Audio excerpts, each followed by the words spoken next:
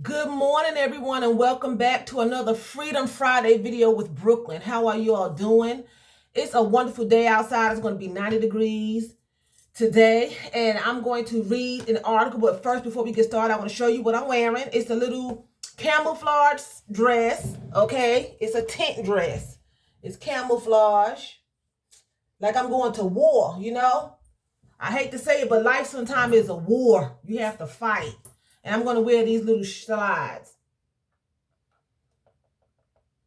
okay, with my little camouflage. It's a tent dress. I've been loving these tent dresses. That seems to be coming back in, where the dress just flow. It don't fit you. You're just comfortable and loose and breezy, you know. So anyway, I'm going to read an article this morning.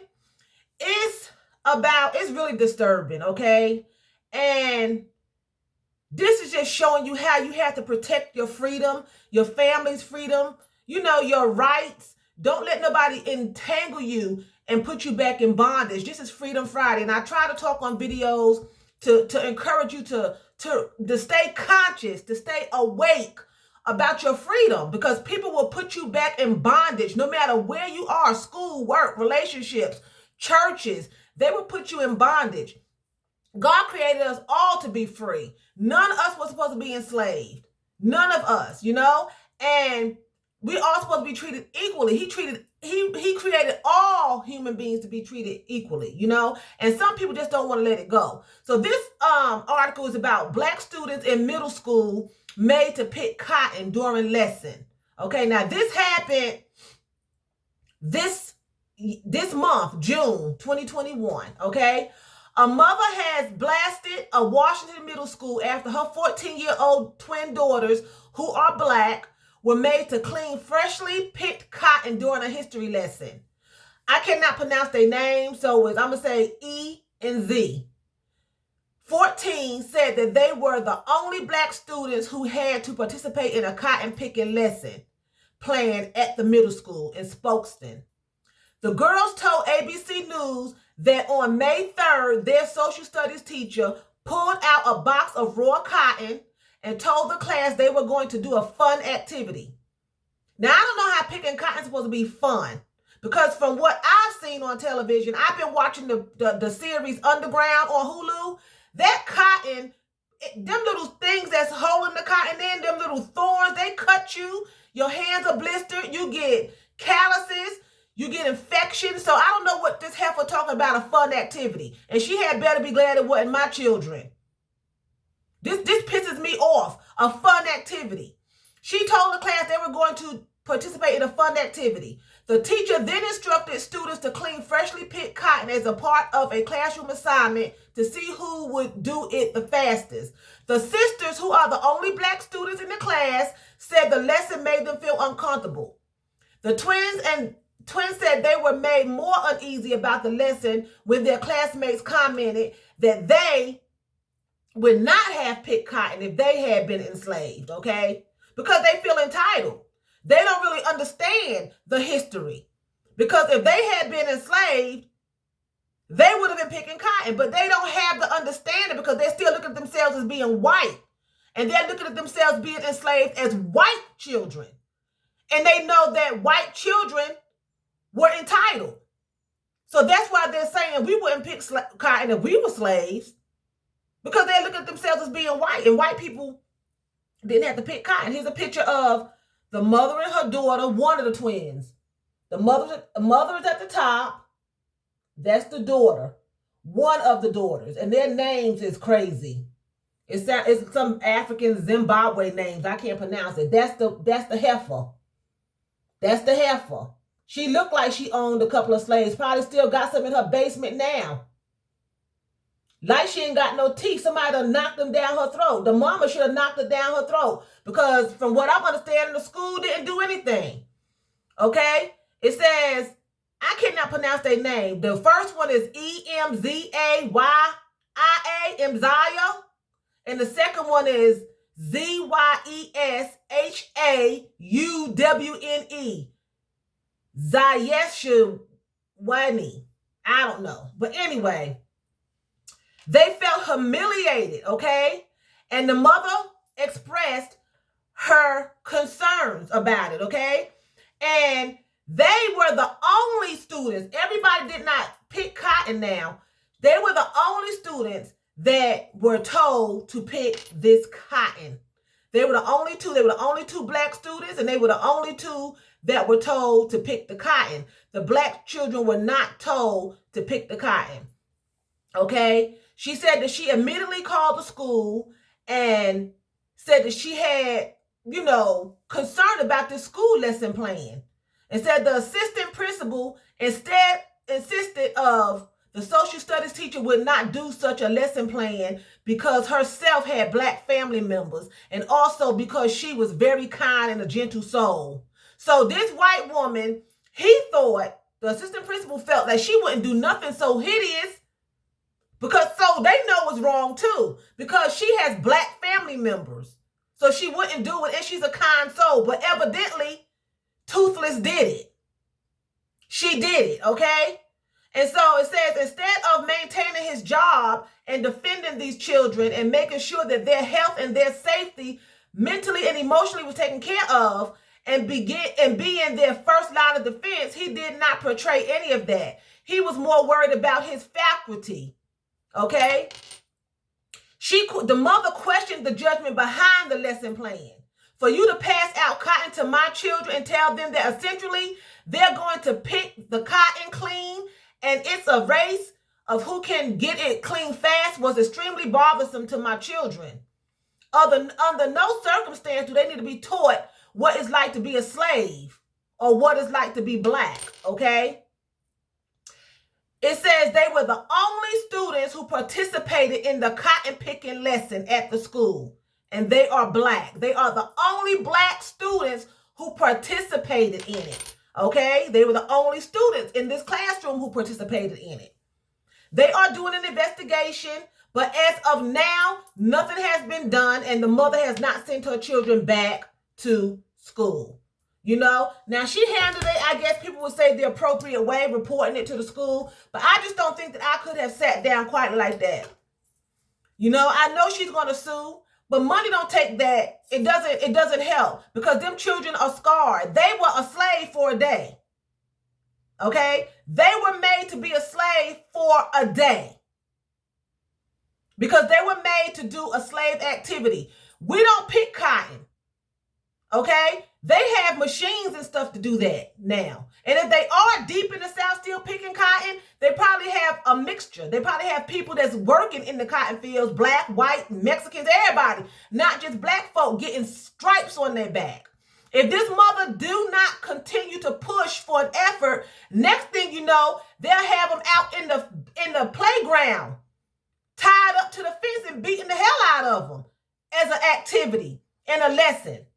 She wasn't teaching them to see who was going to clean the cotton the fastest. She was poking at their history because they were black. And she was a teacher. She was an authority figure.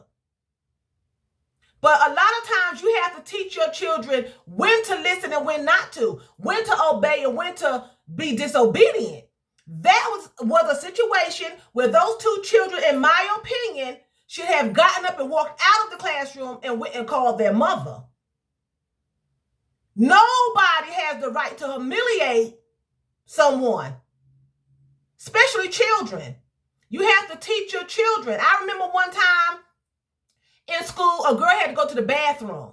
And the teacher was like, you go to the bathroom at a certain time, we all go together. She had to go to the bathroom. She walked out. She had to go to the bathroom. She got in trouble. The mother came up to the school, and the mother said, my daughter has to go to the bathroom. She did not walk out for nothing. She really had to go to the bathroom. So you're not going to tell her she has to wait. That's her right. She can go to the bathroom if she need to go. She had to go to the bathroom. She came right back to class. Now, she's in trouble. I told my daughter if she needs to go to the bathroom, she needs to get out. She's in trouble to walk out, get out. And she did what her mother told her to do. Sometimes you have to teach your children when to be disobedient. Because it's not a form of disrespect. Because if you're being disrespected, you have the right to remove yourself from the situation. Being a child or an adult, a minor or an adult, it doesn't matter. This was humiliating. This may have lasting emotional and mental effect on them. Nobody's going to have me picking cotton. I go pick it from the Dollar General in a bag to remove my makeup and astringe my face. But this is not a lesson. She was making them to be a slave. Black family, people kill me with that. Oh, I'm not racist because I have black friends. And what? That don't mean you're not racist. I talk to white people all the time. But behind my back, they talk about how they don't like black folk and how they don't want they white women going with they white daughters going with the black men. I've heard all that. I've been told all that behind my back, that they were saying things. But they was my friend in my face, very nice to me. That doesn't mean anything because you have black family members or white friends and that doesn't matter. It's what's in the heart. This woman could have, rightfully so, we all have a mixture in our family. So her having black family members don't mean dilly squat. I have white family members. My grandson is white. Is biracial. His father is white. Okay. My great-grandmother was white. Her father was a white man, blue eyes, blonde hair. Okay. That does not mean that a person cannot be racist. That doesn't mean that. I am not racist. I can get along with everybody. I grew up in a melting pot. I grew up in Brooklyn, so I wasn't raised that way. Okay? That does not mean that people cannot dislike a race because they're in their family and they share blood. We all share blood, the whole world. Some kind of way we all share blood. If I'm O and you O, we can share blood. You need a fusion, I need a transfusion. We got the same kind of blood. We can share blood, so everybody shares, okay? So let's come off of that. I have black friends. I have family members who's black. Don't mean... And then he's going to say, and she's a loving soul? How you know her soul? Because evidently she's not a loving soul. You're mistaken because she did the project. You have to protect yourself. You have to protect your freedom. We have rights. They may not want us to have them, but we have rights. Everyone does. And everyone has the right to protect themselves. Protect yourselves and your children. Do not let them put you in bondage. This woman has mentally put these children back not back into bondage because they were never slaves, put them into bondage. She does not know the effect in a fun activity. How was being in slavery a fun activity? How was that fun? I'm watching The Underground. They got children in the field picking cotton as young as 4 years old. Beating them with the whip as young as 4 years old. Hands blistered up. If they do not get the right amount of cotton at the end of the day when he weighed it, those little children 4 years old got beat. Hands got calluses and blisters all over them. 4 years old. Tell me how the hell that was a fun activity. Those kids should have got up and walked out and went and called their mother. I was going to say got up and cussed her out, punched her in the face. But I'm not going to tell a minor to assault an adult unless they are being physically harmed, molested, or raped or something. Got up, got their things, and walked out, and then let their mother come up there and handle that. And she needs to take it all the way as far as she can take it to the Supreme Court and go after the teacher, the principal, the assistant principal, the school, and everybody who's condoning it because nothing has been done as of yet. And this happened this month, June 8th, 2021. Google it. And there's a lot on here. It's not just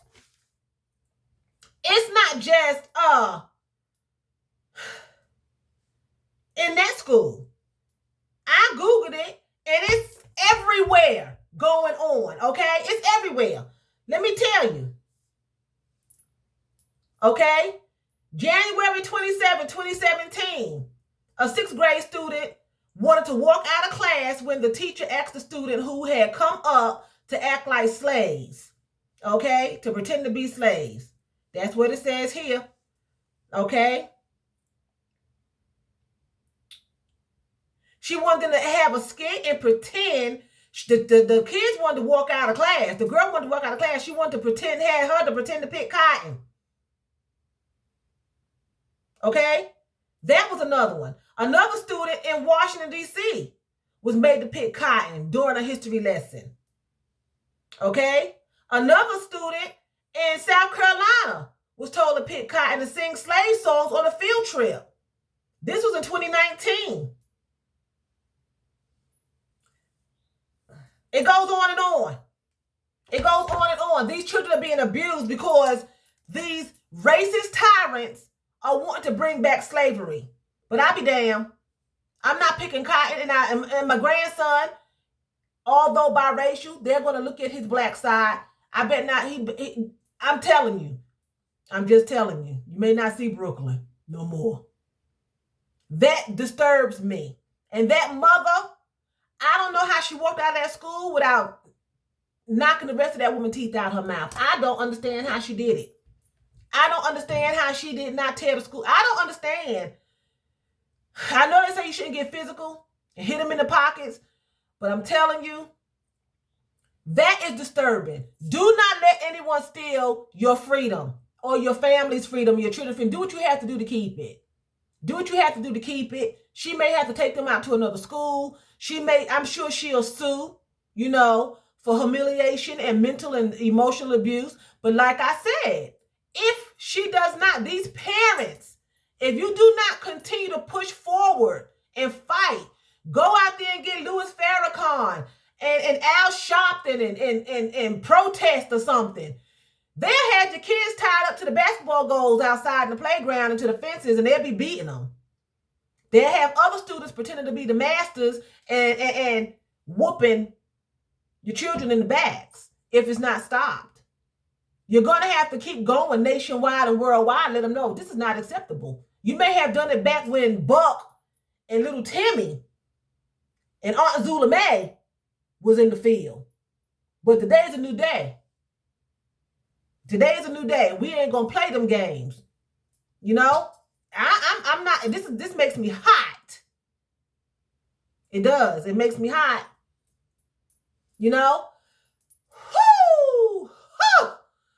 Oh, Lord Jesus. Well, anyway, y'all, I'm going to end it here. With that being said, I'm going to say vielen Dank. That's thank you very much in German. So vielen Dank for watching me. And choose, that's what? That's buy in German. Do not pick no cotton unless it's cotton nail toilet paper.